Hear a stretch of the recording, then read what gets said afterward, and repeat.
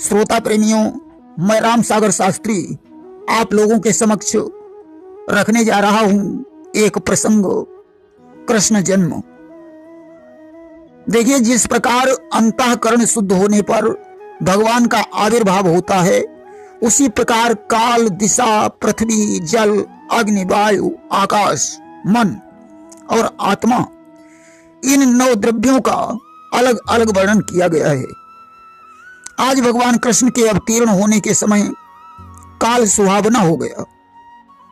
देखिए, भगवान काल से परे हैं, यह जानकर काल क्रोधित था, परंतु आज जब उसे यह मालूम हुआ कि स्वयं परिपूर्णतम भगवान श्री कृष्ण मेरे अंदर अवतीर्ण हो रहे हैं, तो वह आनंद से भर गया और सद्गुणों को धारण करके सुहावना बन गया। दिशाएं क्यों प्रसन्न हो गईं? देखिए, दिशाओं को देवी माना गया है। प्रत्येक दिशा का एक स्वामी है जिन्हें दिग्पाल कहते हैं। कंस के शासनकाल में सभी देवता कैदी हो गए थे।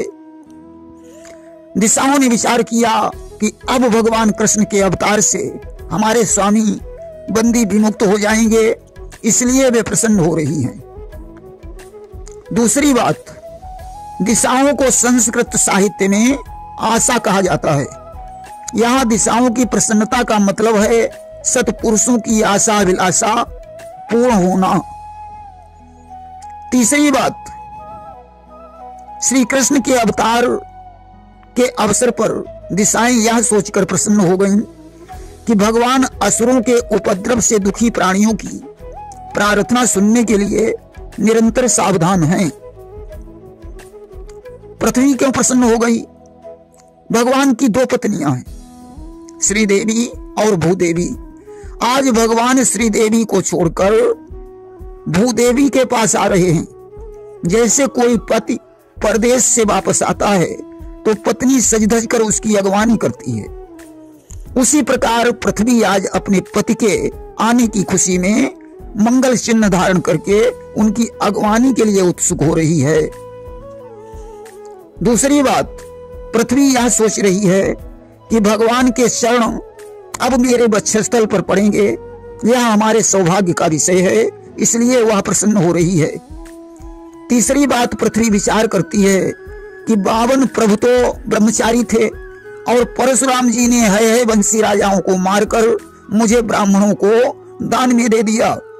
भगवान राम ने मेरी पुत्री सीता से विवाह कर लिया, इसलिए उन अवतारों में मैं भगवान का जो सुख प्राप्त नहीं कर सकी, वह श्री कृष्ण के अवतार में प्राप्त करूंगी।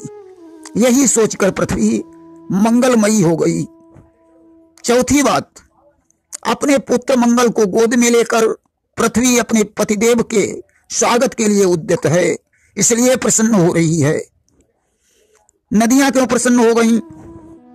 नदियों ने विचार किया कि रामावतार में इन्होंने सेतु बंध के बहाने से हमारे पिता पर्वतों को हमारी ससुराल समुद्र में पहुंचाकर हमें मायके का सुख प्रदान किया, अतः इनके आगमन पर हमें भी इनका स्वागत करना चाहिए, इसलिए नदियां प्रसन्न हो गईं।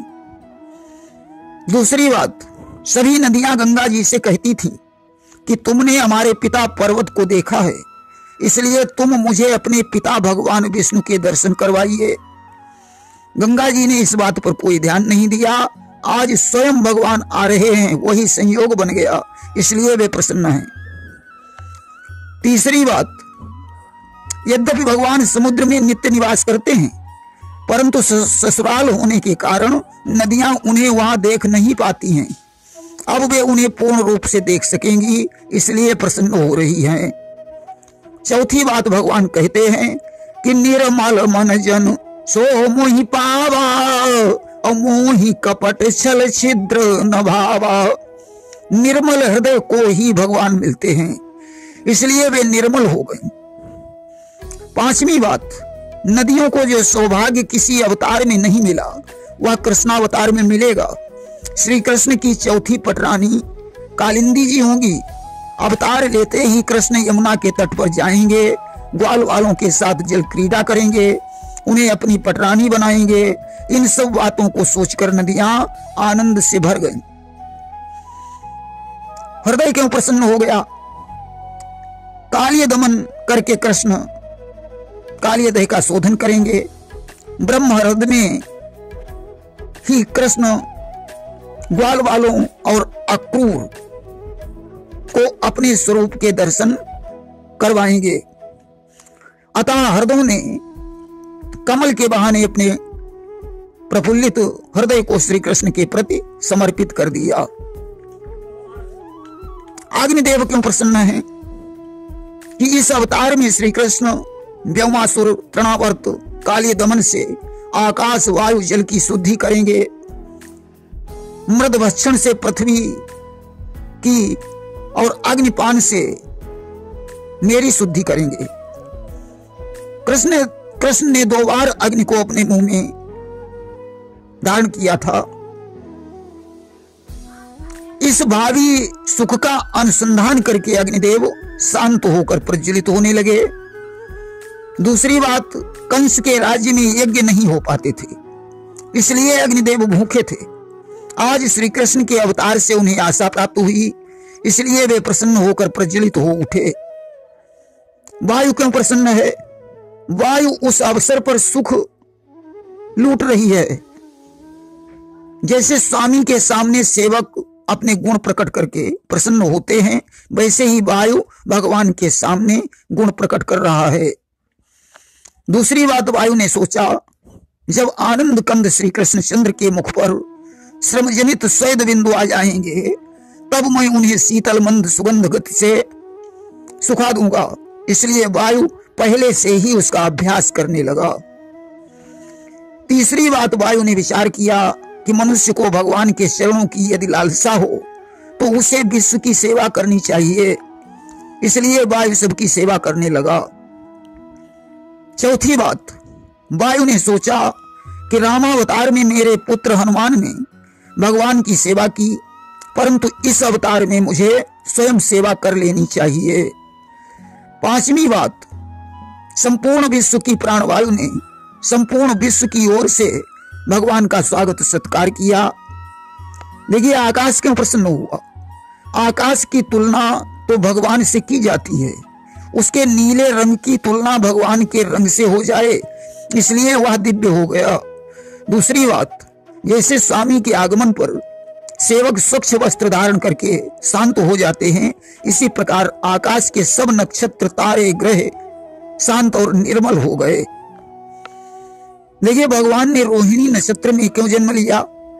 भगवान ने विचार किया कि मैं देवकी के गर्भ से जन्म ले रहा हूं तो रोहिणी को कष्ट होगा, इसलिए रोहिणी को संतोष प्रदान करने के लिए मुझे रोहिणी नक्षत्र में जन्म लेना चाहिए। दूसरी बात, भगवान ने विचार किया कि मैं चंद्रवंश में जन्म ले रहा हूं तो चंद्रमा की प्यारी पत्नी रोहिणी है, उसमें मुझे जन्म लेना उचित है। मन क्यों निर्मल हो गया? मन ने सोचा कि योगी मेरा निरोध करते हैं, मुमुक्षु निर्विषय और जिज्ञासु बाध करते हैं। अब तो मैं अपनी पत्नी, इंद्रियां और विषय रूपी बाल बच्चों के साथ ही भगवान के साथ खेलूंगा, निरोध और बाध से पीछा छूट जाएगा, इसलिए मन प्रसन्न हो गया। दूसरी बात, मन ने सोचा कि निर्मल को ही भगवान मिलते हैं, इसलिए वह निर्मल हो गया। तीसरी बात, शब्द रूप रस स्पर्श और गंध, इन विषयों को छोड़ देने पर भगवान मिलते हैं। अब तो स्वयं भगवान ही ये सब कुछ बनकर आ रहे हैं, इसलिए मन प्रसन्न हो गया। चौथी बात, वसुदेव का मन हमारी ही जाति का है, जिसमें निवास करके भगवान प्रकट हो रहे हैं, इसलिए मन प्रसन्न हो गया। पांचवी बात, सुमन को सुख देने के लिए ही भगवान का अवतार हो रहा है, यह जानकर सुमन प्रसन्न हो गए। छठी बात, संतों में, स्वर्ग में और उपवन में सुमन आनंदित हो गए। आनंदित क्यों न हो? माधव का आगमन हो रहा है। माधव यानी कृष्ण, और माधव का मतलब बसंत का आगमन हो रहा है। देखिए, भगवान ने भादव में जन्म क्यों लिया? देखिए, भादव को भाद्रपद कहते हैं। भाद्र भाद्र यानी कल्याण, भाद्रपद मास का मतलब है कल्याणकारी मास। कृष्ण पक्ष में जन्म इसलिए लिया क्योंकि कृष्ण पक्ष कृष्ण से संबद्ध है। अष्टमी तिथि को इसलिए जन्म लिया क्योंकि अष्टमी पक्ष के बीचों बीच संधि स्थल पर पड़ती है। रात्रि में जन्म इसलिए लिया क्योंकि रात्रि योगियों को प्रिय है। कृष्ण योगी राज बनकर आ रहे हैं। दूसरी बात, रात्रि में इसलिए जन्म लिया कि चोरी करना है। क्या चुराना है? माखन। संतों के हृदय को माखन की तरह बताया गया है। संतों के हृदय को चुराना है। रात्रि योगियों को प्रिय होती है, इसलिए रात में जन्म लिया। निशीथ यतियों का संध्या काल और रात्रि दो भागों की संधि है। उस समय अवतार लेने का अर्थ है अज्ञान के घोर अंधकार में दिव्य प्रकाश। निशानाथ चंद्र के वंश में जन्म लेना है तो निशा के मध्य भाग में अवतीर्ण होना उचित है, और यह चंद्रोदय का समय भी है। यदि वसुदेव जी मेरा जात कर्म नहीं कर सकते तो हमारे वंश के आदि पुरुष चंद्रमा अपने कर रूपी किरणों से अमृत का वितरण करेंगे। ऋषि मुनि और देवता जब अपने सुमन की वर्षा करने के लिए मथुरा की ओर दौड़े तब उनका आनंद भी पीछे छूट गया और उनके पीछे पीछे दौड़ने लगा। उन्होंने अपने मन को श्री कृष्ण की ओर जाने के लिए मुक्त कर दिया। मेघ समुद्र के पास जाकर मंद मंद गर्जना करते हुए बोले, यह तुम्हारे पास आने का फल है कि हमारे पास जल ही जल हो गया। अब कुछ ऐसा करो जैसे तुम्हारे भीतर भगवान रहते हैं वैसे हमारे भीतर भी रहें। दूसरी बात, बादल समुद्र के पास जाकर बोले कि तुम्हारे हृदय में भगवान रहते हैं, हमें भी उनका दर्शन करवाइए। समुद्र उन्हें थोड़ा सा जल देकर ऊंची तरंगों से ढकेल देता है, कहता है जाओ पहले विश्व की सेवा करके अंतःकरण को शुद्ध करो, तब भगवान के दर्शन होंगे। मेघों ने सोचा कि स्वयं भगवान घनश्याम बनकर ब्रज में आ रहे हैं, हम धूप में उन पर छाया करेंगे, अपनी फुहार करेंगे, उनकी बंसी पर ताल देंगे। इस सौभाग्य का अनुसंधान करके बादल समुद्र के पास पहुंचे और मंद मंद गर्जना करने लगे। मंद गर्जना इसलिए कि ध्वनि यह ध्वनि श्री कृष्ण के कानों तक न पहुंच सके। देखिए, भगवान के अवतीर्ण होने के विषय में कवियों ने लिखा है